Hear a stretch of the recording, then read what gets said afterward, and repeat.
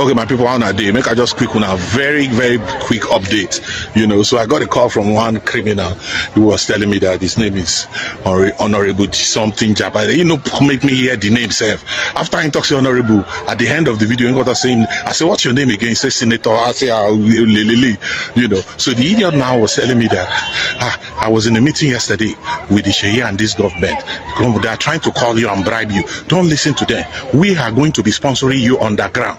I said, who told you that I need anything? I know immediately they hear in voice. I know, say this one now send where they send them. I say, I'm not interested. He said, we'll give you 200 million. We'll give you 200 million. Don't even listen to them. We'll sponsor you underground. I said, the video where I shoot now sponsor me underground. Maybe when I go sit down somewhere, I'm not interested. But they worry you that. So I knew immediately that this idiot was sent. So only Buruku, we go punish you not here. I mean, I want record take do caricature, not the craze. I don't prepare on a tea. That's the purpose of our economy. The Nigerian economy right now is not an economy that is designed for the Nigerian people. Right?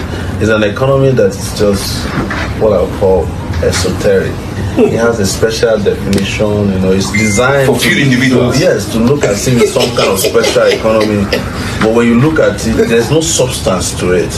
There's no value for the Nigerian people within the Nigerian economy. That is why when you ask our leaders what our economies are doing, they don't have any statistics to show to you locally. It's always some kind of external statistics or definition. Oh, this is what the World Bank said we're doing. This is what the IMF said we're doing. The IMF just told us that inflation has gone down. But you go on the street, the inflation has not gone anywhere. You are not paying people wages, what we call living wages. You are paying them minimum wage. The difference between living wage and a minimum wage is a minimum wage is a legally defined amount of money you are supposed to pay workers. A living wage is a minimally defined amount that a worker can survive on. So that's our first definition of how this economy should work, is paying workers what is legitimately theirs in terms of minimum wage. And that's why we define and say we're starting with 100,000 naira minimum wage for workers. Nigerian standard. Yes. That is, if you want to buy WAEC form for your child, you can pay for it that month. If you want to buy jam, you can pay for it. If you want to pay some fees, go to hospital, because we will also provide, free healthcare, universal health coverage for our people. It's going to be a welfare system, and that's where the economy is going to be for our people, because the money is there. We had a speaker yesterday. Sorry you couldn't wait to speak. Femi Falana. Yeah, I was there. I heard him. And you heard him speak. And Femi Falana was saying that 60 billion was lost to one regulation in the oil sector. Imagine. The regulation is simple. If you got an oil block some 10 years ago, you got a waiver not to pay royalties for 10 years. If you dig up to a certain level. No.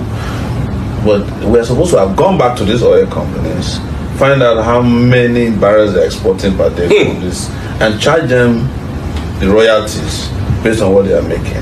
When they looked at it, it was Kashuku himself who said we just lost $60 billion to non-implementation of that law.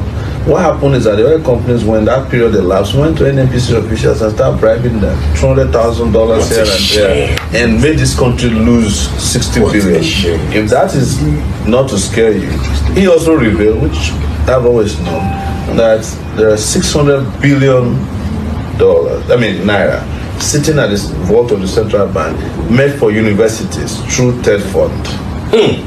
But TED Fund is not releasing it because the universities are supposed to provide a counterpart fund there, or they're supposed to meet certain conditions.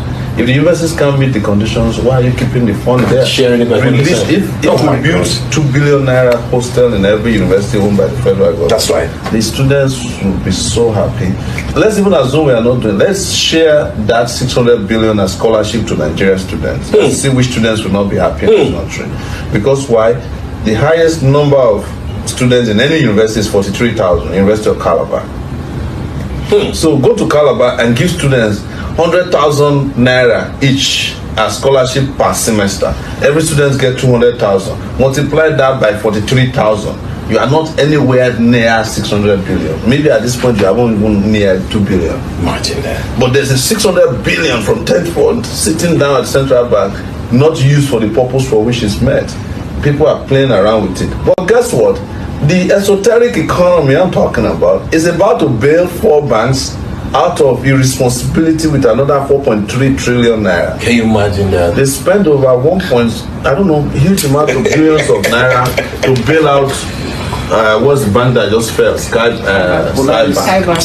So monies that are meant for the public welfare are being used to service irresponsible bankers, businessmen, used to settle bad loans. You don't even want to go to what is bank, loan thing they call it. AMCON, the asset management company of mine. That's the biggest scam in human history in this country. People borrowed money from banks. Government ran to help them to recover from it. Meanwhile, we can't help our own ordinary people. We can't pay pensioners. So that's it. I'm giving you a breakdown of the new political economy that we need and the new thinking that should drive our growth and development. So we are servicing the irresponsible ones amongst us, a minute percentage of our people, and we leave a majority of our people to die and swallow. And when you bring out this information, when you talk about it, you become the Facebook economists are telling you that if you increase worker salary, it will create inflation. Fools. Yes. And you say to them, which inflation? You don't even know what is inflation. Do you know the meaning of inflation? Is there any indices or any process for even calculating inflation in this country? Oh, they say, landlords will increase rents. If you pay workers, why would they go and rent house? They own their own houses. If a worker can get 100,000 naira, the next most responsible workers will start building their own homes. So why would they rent? They will be the ones renting to people. So the transport people will increase. No, they won't increase because we don't have a transportation system. We're also simultaneously doing other things. People ask me, what are you going to do about NURTW? And you say, they're entitled to organize. But the federal government also has the right to organize transportation that bypasses. That's right. So everybody over time, we enter into the formal transportation system. That's right. Let there be competition. Let there be competition. And so I have a chance to choose between going to the car park or taking an air-conditioned bus. Why would I go out and be bothering myself to enter Molwe? Molwe will then naturally fizzle out. You cannot decree NURW out of existence. That's right.